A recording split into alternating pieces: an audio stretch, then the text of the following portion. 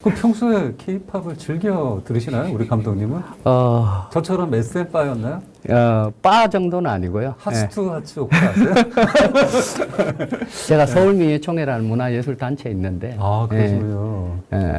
문화 활동을 이제 한 30년 했었고, 여러 가지 이제 문화의 트렌드라든지 현상이라든지 이런 걸 이제 SNS에서 주로 보고 있었고, 요즘 유행하는 곡이 어떤 곡인가 뭐 이런 것도 많이 봤었고, 아까도 말씀드렸지만 저희가 11월 정도부터 뭐 김건희, 명태균 이런 국정감사의 현상들이 막 벌어지면서 퇴진 운동을 이미 10월 말부터 하고 있었어요, 사실은.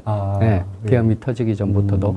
그때도 광장이 확대되려면 이제 대중들한테 익숙한 구호나 익숙한 음악들로 광장을 열어나가야 된다 이런 고민들이 있었고 새로운 변화가 필요하다는 고민들을 하고 그래서 계셨군요. 11월 초부터 아까 말씀하셨던 뭐 파면, 윤석열 파면 이런 패턴의 구호나 그다음에 대중가요들 좀 집회에 좀 어울릴 만한 대중가요들을 계속해서 활용해서 집회를 하고 있던 상황이었습니다. 네.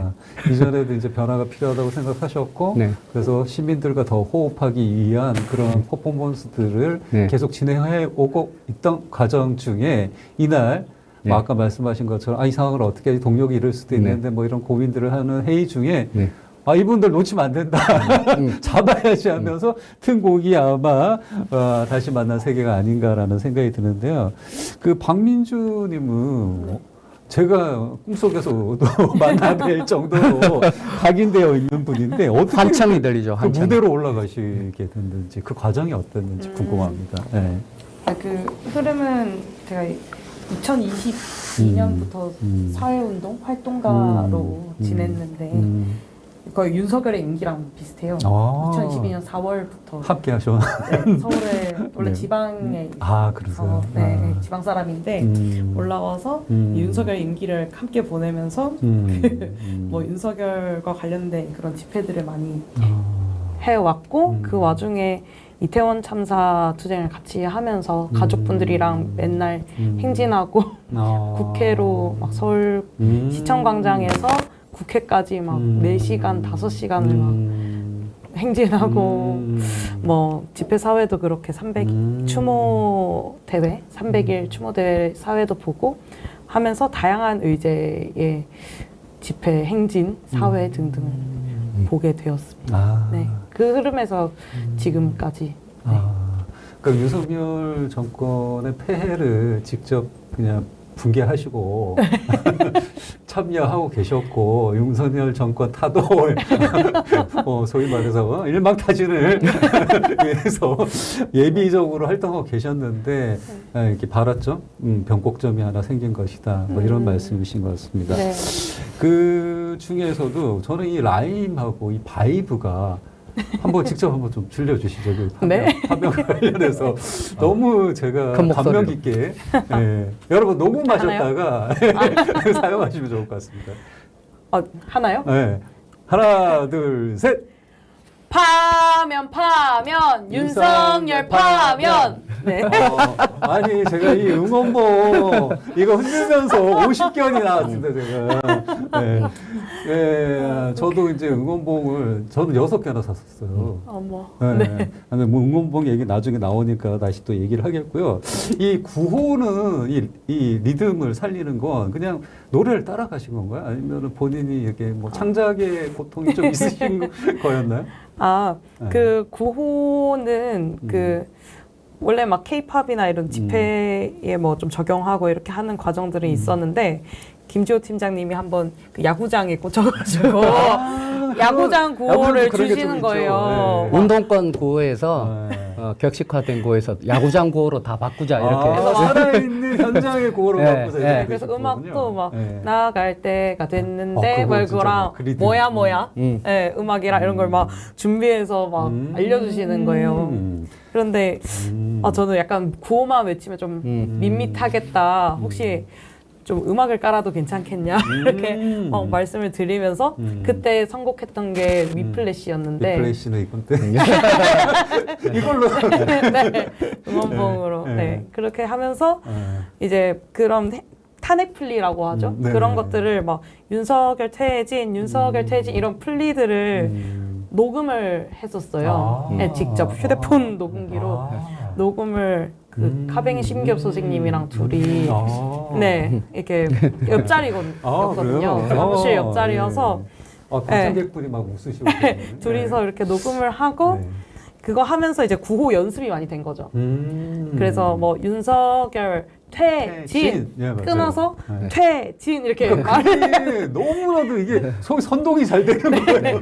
그걸 녹음하면서 마음이 움직이게끔 만드는 목소리였어요. 연습도 많이 됐던 것 같고 그러셨구나. 부모님이 주신 목청도 있고 목청은 너무 좋으시고요. 저희들은 걱정을 많이 했던 게 이렇게 목이 나가시는 거 아닌가. 저분 진짜 목을 지켜드려야 되는데 이런 얘기를 진짜 많이 했거든요. 그럼 감독님은 정말 생각이 젊은 오빠 같은 이런 과정들을 어떻게 이렇게 생각을 해내시고 아까 물론 말씀하셨지만 이 기성세대에게 케이팝은 약간 좀 멀거든요.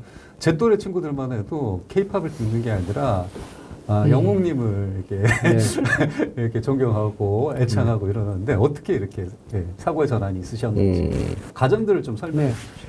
그 아까도 그 10월부터 이제 퇴진 운동 뭐 이런 것들을 이제 시도하고 있었고 거부권 거부 행동이라는 형태로 해가지고 야당들과 시민사회 민중운동하던 단체들이 한꺼번에 이제 모여가지고 토요일마다 11월 달에 한 서너 차례 집회를 했었어요. 그래서 이 과정에서 이제 고민했던 거는 기성 이제 노동조합 조합원이라든지 뭐 단체 회원이라든지 정당의 당원들이라든지 이런 분들의 주류는 사실 목소리가 큰 분들이 40대, 50대 중장년들이 주도하는 그래서 퇴진운동이 중장년들만의 목소리만으로 이렇게 끌고 가서는 더 확장력을 가지기 힘들다. 이런 고민들을 했었고 2030 세대들이 어쨌든 이 광장의 주역으로 나왔으면 좋겠다는 생각을 하고 있었는데 12월 3일 날 계엄할 때도 저도 국회로 달려왔었거든요. 왔는데 보니까 아주 적극적으로 군의 진입을 막는 사람들의 대다수가 청년들이에요. 이 청년들이 어디서 나타났지? 사실은 저도 계엄 전까지만 하더라도 이제 청년들이 좀 정치나 사회 문제에 관심이 없구나 이런 좀 실망을 좀 갖고 있었고 오로지 이 경쟁 사회 속에서 어떻게 살아남는가 이런 데만 관심이 있다 이렇게 이제 편견을 갖고 있었는데 역시 청년들이 정의감이 가장 높고 순수하고 이런 것들을 이제 다시 한번 확신하게 되었죠. 그래서 더 가속도를 붙여야겠다 이런 생각을 했습니다. 그래서 저도 이제 그 광장에서 다른 방송국과 함께 라이브 이렇게 이제 인터뷰를 진행했었는데 말씀을 들어보면 이게 한 달, 두 달, 이제 이번에 이제 4개월 정도 지나고 나서 얘기를 해보면 세대 통합 또 미선배들을 이해할 수 있었다라는 MZ들의 그런 인터뷰가 많았거든요. 그 지평을 열어주신 거예요. 알겠습니다. 다음 영상도 또 있는 걸로 알고 있는데 저희가 보면서 얘기를 나눌까요? 광장의 18번 위플래시 가보겠습니다. 승리 승리 우리가 승리 승리 승리 우리가 승리 승리 승리 우리가 승리 승리 승리 우리가 승리 끝장 윤석열 끝장 윤석. 근데 우리 그 김지호 감독님은 그 선호하시는 응원봉 있으신가요? 애착봉? 네, 저는 어떤 뭐 팬덤은 없고요.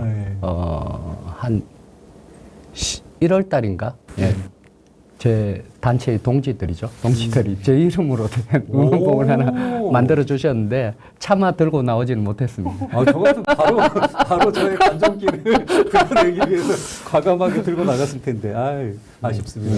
그 광장에서 응원봉을 보시면서 혹시 이게 어떤 응원봉이다, 어떤 가수를 위한 봉이다, 뭐 이런 거 분간이 되셨나요? 계속 뭐 예전 얘기를 해서 그렇긴 한데 11월 달에도 제가 이제 이 야간 행진을 하면 이제 빛이 이렇게 빛나는 이런 행진을 해야 된다 이런 얘기를 하면서 이제 트럭에도 막 조명도 전구도 좀 달고 막 오징어 배 같은 거. 그러네요. 예, 백열등도 이렇게 캠핑장처럼 만들어 보려고 이렇게 달기도 하고 그 참가하는 단체들한테 가급적이면 LED 봉을 들고 나와라. 이렇게 많이 권장을 해서 이제 단체로 주문 제작도 하고 막 그렇게 했었는데요. 빛나는 것의 대명사가 2030 그 팬덤들한테 대명사가 응원봉이다고는 각인을 하고 있지는 못했어요. 네. 근데 이제 그걸 들고 나온 걸 이제 쭉 보고 이제 시간이 흐르면서 사실은 그들의 최애, 예, 제일 좋아하는, 예, 덕질하는 가장 소중한 물건일 테고, 뭐 청소년 시기나 20대 초반 시기에는 그것을 사기에는 고가의 응원봉이라고 들었어요. 그렇죠. 네. 그래서 자기가 가장 아끼고, 좀 자신을 투영할 수 있는, 뭐 이런 것이 응원봉이구나 이런 걸 느끼면서 보통의 심정으로 응원봉을 들고 나온 게 아니다. 자기의 어떤 정체성이나 사랑하는 마음이나 이런 것들이 다 담겨 있는 게 응원봉이구나 이런 생각을 하면서 더 이제 뜻깊게 봤습니다. 네. 그러니까 광장의 이 집회라는 것이 그냥 뭐 어떤 이벤트 떨어져 있는 어떤 한 번의 행사가 아니라 내 삶의 연속으로 생각했기 때문에 가장 소중한 것도 들고 나온 게 아닌가라는 저는 생각이 들더라고요. 특히 우리 민주님은 또 MZ시니까 응원봉을 들고 나온 MZ들 어떤 의미로 우리가 해석할 수 있을까요? 저 같은 기성세대들이.